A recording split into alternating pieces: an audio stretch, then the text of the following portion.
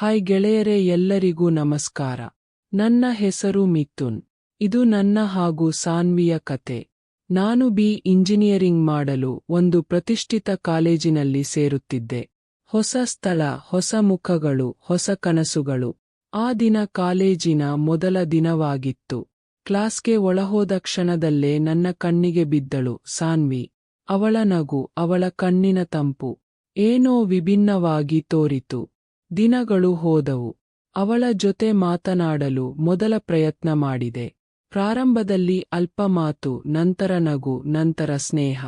ಆ ಸ್ನೇಹವೇ ನಮ್ಮಿಬ್ಬರ ಜೀವನದ ಒಂದು ಹೊಸ ಅಧ್ಯಾಯವಾಯಿತು.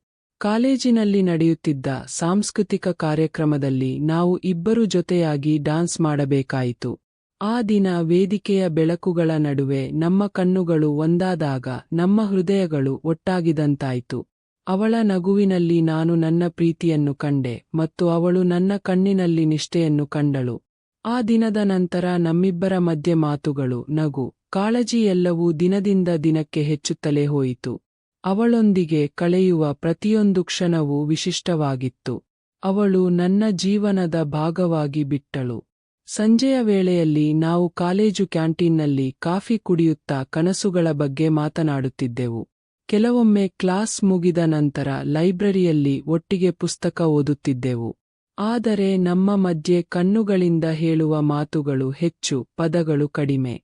ಒಂದು ದಿನ ಮಳೆ ಸುರಿಯುತ್ತಿದ್ದಾಗ ಸಾನ್ವಿ ಓಡುತ್ತಾ ಬಂದು ನನ್ನ ಜೊತೆ ನಿಂತಳು.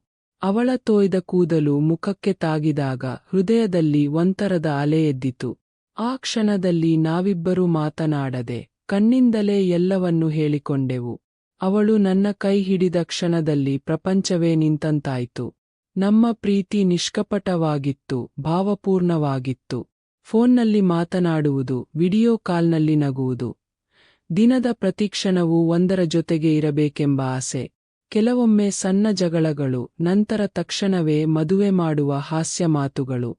ನಮ್ಮಿಬ್ಬರ ಸಂಬಂಧ ಕೇವಲ ಪ್ರೀತಿಯಲ್ಲ, ಅದು ಪರಸ್ಪರ ಗೌರವ, ಅರ್ಥಮಾಡಿಕೊಳ್ಳುವಿಕೆಯಿಂದ ಕೂಡಿತ್ತು. ಆದರೆ ಜೀವನದ ಎಲ್ಲ ಕ್ಷಣವೂ ಸದಾ ಹಾಗೆ ಸ್ಮೂತ್ ಆಗಿರುವುದಿಲ್ಲ. ಕೆಲ ಕ್ಷಣಗಳಲ್ಲಿ ಸಣ್ಣ ತಪ್ಪುಗಳು, ಅಜಾಗರೂಕತೆಗಳಿಂದ ದೊಡ್ಡ ಅಂತರಗಳು ಬರುತ್ತವೆ.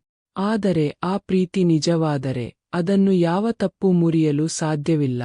ಇಂದು ನಾನು ಹಿಂದಿರುಗಿ ನೋಡಿದಾಗ ಆ ದಿನಗಳ ನೆನಪುಗಳು ಇನ್ನೂ ಹೃದಯದಲ್ಲಿ ಜೀವಂತವಾಗಿವೆ. ಸಾನ್ವಿಯ ನಗು, ಅವಳ ಮಾತುಗಳು ಮತ್ತು ನಮ್ಮ ಪ್ರೀತಿ ನನ್ನ ಜೀವನದ ಅತ್ಯಂತ ಅಮೂಲ್ಯ ನೆನಪು. ಕತೆ ಇಲ್ಲಿಗೆ ಮುಕ್ತಾಯವಾಗುತ್ತದೆ. ಇದೇ ರೀತಿಯ ರೋಮಾಂಚನ ಹಾಗೂ ಭಾವನಾತ್ಮಕ ಕತೆಗಳನ್ನು ಕೇಳಲು ನನ್ನ ಚಾನಲ್ನು ಸಬ್ಸ್ಕ್ರೈಬ್ ಮಾಡಿ. ಧನ್ಯವಾದಗಳು.